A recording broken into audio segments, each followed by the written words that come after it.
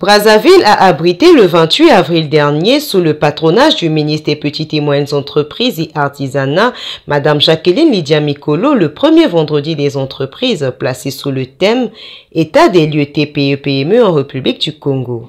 Un cadre d'échange regroupant les porteurs de projets, les entrepreneurs, investisseurs et organisations patronales, institué par la Direction générale des Petites et Moyennes Entreprises DGPME, organe technique, visant ainsi à favoriser un écosystème entrepreneurial innovant et compétitif.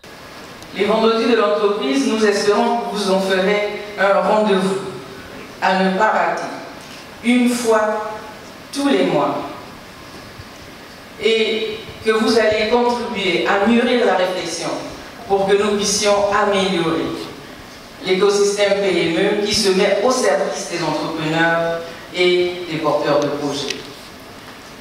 Ici, ce n'est pas le secteur public qui parle, c'est le privé qui est écouté par le secteur public. C'est le secteur public qui répond à vos préoccupations.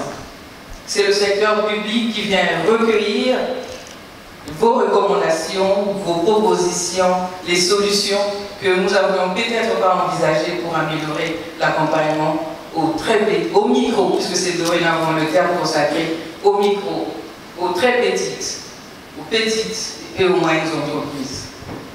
Au cours de ces échanges, plusieurs participants ont intervenu à propos du thème et n'ont pas manqué de dire un mot concernant cette initiative.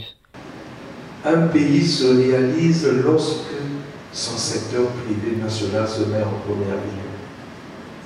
Et on dit ça, madame, à travers le vendredi des entreprises, qui est vraiment l'une des premières initiatives que nous retrouvons. Le secteur privé est l'unique créateur, est l'un des créateurs principaux des richesses. L'État n'est que collecteur et bénéficiaire. Donc,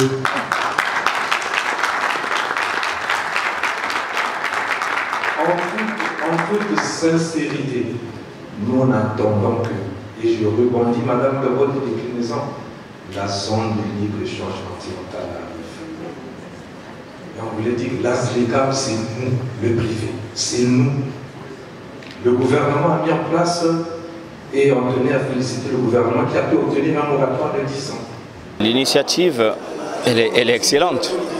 Je n'ai pas assez de commentaires à faire dans ce sens, mais en ce qui est de la problématique du partenariat public-privé, c'est un appel que je lance à l'endroit des sociétés ou des opérateurs économiques nationaux.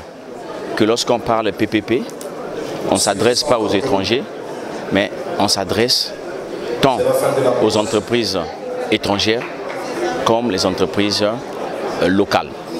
D'autant plus que dans les S, il y a beaucoup d'avantages y afférents.